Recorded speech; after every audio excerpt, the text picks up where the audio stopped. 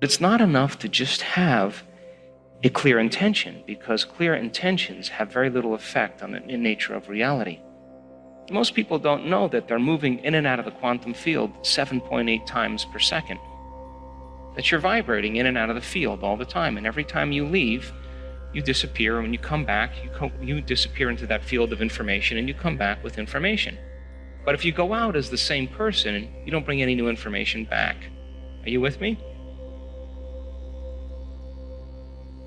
If you look at quantum physics, the physics of possibility, it's really talking about the spiritual aspect of ourselves, because you couldn't explain a miracle, you couldn't explain a biological process, you couldn't explain a simple healing of a cut at this point without understanding the quantum model of reality.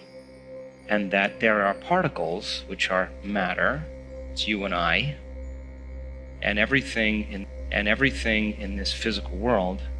And then there's energy, and that energy has a consciousness, it has an awareness, and that energy is a field of information that we are an extension of, that we have access to, and that we spend so much of our life looking outside of ourselves instead of looking inside of ourselves, and that we are really conditioned to look just for particles and matter instead of energy and information.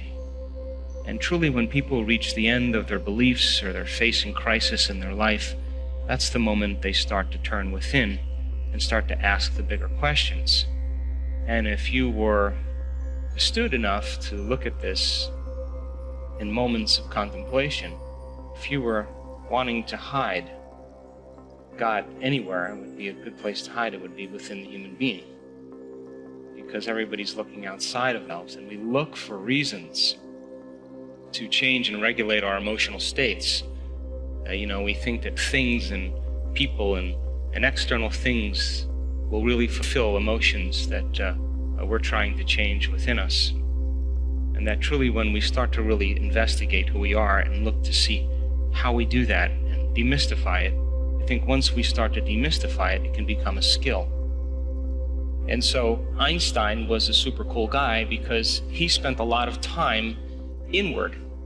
And at 12 years old, he asked himself this simple question: if I ride my bicycle at the speed of light and I turn my lamp on, I turn my headlight on, will it go on?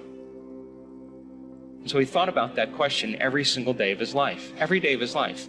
He would go out in a boat on a lake as a child and lay on his back in the boat and look up at the sky and think about this. And he was building models of understanding, working his best to be able to figure out how light and energy were related. He did it for 10 years. He was possessed by the concept. And finally, he was working as a third-rate clerk in a Swiss patent office, and he was watching this man fix the roof across the way. And he just paused for a moment, and he was watching him, and the moment he was watching him, he got this incredible vision. And he understood how light and energy were related. It was a very abstract vision. And it was so abstract and so dimensional that he had to go back to school to learn the mathematics to be able to explain what he saw. And his wife, his first wife, was an amazing scientist, and she helped him with a lot of the mathematics. And so when Einstein began to figure it out, he narrowed it down to that one simple equation, that E equals mc squared, energy and matter related, and the currency converter is the speed of light. Very interesting, because when Einstein published his papers on relativity, he didn't say like, hey, this person said this and this person said this, and I'm going to footnote this person. He just said, ladies and gentlemen, this is how it is. And it rocked the scientific community because he didn't really need anybody else as a reference. He had a discovery, and his discovery was so unique.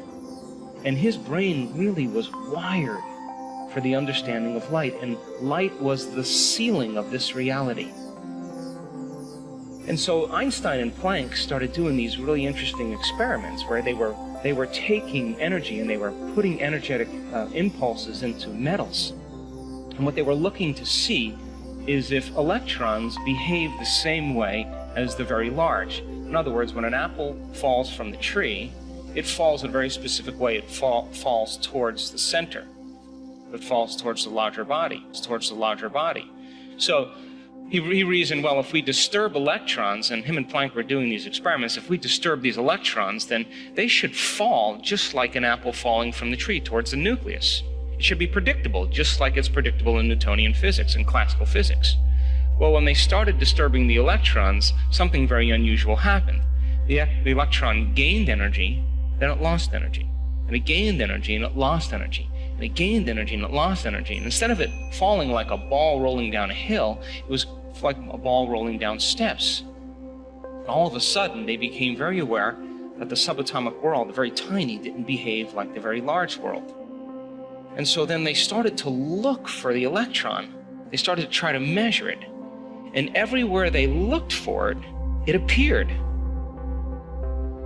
And when they turned their back on it and they no longer looked to measure it, it went from a particle that collapsed, called collapsing the waveform, into energy.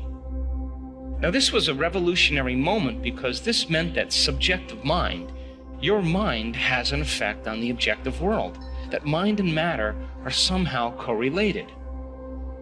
And so this birth of quantum physics came along, and this quantum physics experiments say that you cannot do a quantum physics experiment without an observer around. In other words, a mind always has to be present because it will influence the outcome.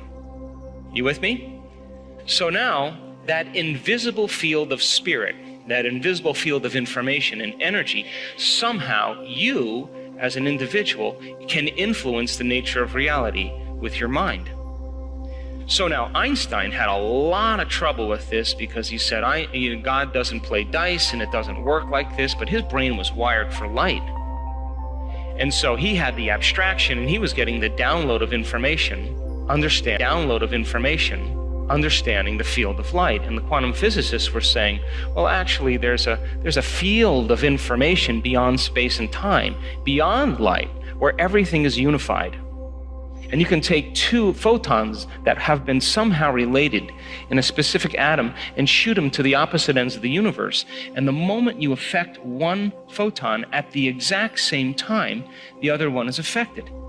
So they were being connected or affected in a realm faster than the speed of light. In other words, it would take time if you affected one for the other one to be affected. But if they were beginning to be affected at the exact same time, they were connected in a realm beyond physical reality. Are you with me? And so when the movie What the Bleep came out, and we basically made an effort to show that your mind has an effect on reality, and that in order for you to begin to change your reality, you got to change your mind and change the way you live your life. And we wanted people to become inspired by the process of creation, really give it a shot. And that independent of your gender, of your race, of the color of your skin, of your intellectual ability, independent of your past, independent of your age, that on some level we are all divine creators, and that these models of reality that have separated individuals have all been built on human beings living in a very limited state of mind. And so when quantum physics was born and the whole concept of reality began to unfold, people started to really challenge the nature of reality, and that concept that you are somehow connected because you are made of photons and atoms and electrons, that on some level you are an organization, a community of 70 trillion to 120 trillion cells, and all of those cells are made up of atoms and molecules and chemicals. And all of those are working in a coherent form to express yourself as a physical body. But most people don't know that they're moving in and out of the quantum field 7.8 times per second. That you're vibrating in and out of the field all the time, and every time you leave, you disappear. When you come back, you disappear into that field of information, and you come back with information. But if you go out as the same person, you don't bring any new information back. Are you with me? And if you can begin to observe a vision that represents a future, and you can hold steadfast to that vision, and you can see that vision clearly in your mind, and every day you understand where you place your attention is where you place your energy, then you would be investing your energy into the future. And the image that you see could literally be the template for trillions and trillions of atoms to organize into patterns of information called an event in your life. And so, but it's not enough to just have a clear intention, because clear intentions have very little effect on the nature of reality. That the driving force that couples the co-maiden, the handmaiden to all of that is an elevated emotion. And so when you combine that clear intention with an elevated emotion, it is the elevated emotion that begins to amplify the field around your body. And in that moment, you become more energy and less matter. And if you understand then that the emotion then is the handmaiden to creative process, that means that you would have to feel whole before your healing. That would mean that you would have to feel abundance before your wealth. That means you would have to feel awe before the mystical moment. That would mean you'd have to feel love before your new relationship. That would mean you'd have to feel it before your success. And that means then when we do this properly, then we're no longer functioning as materialists. We are literally functioning as quantum minds. And only when you're truly conscious, truly aware, are you beginning to affect the nature of reality. Taking small moments in your busy life to understand that when your consciousness merges with a greater consciousness, when you're connected to Source, you will emulate the divine. And how would the divine live if it was you?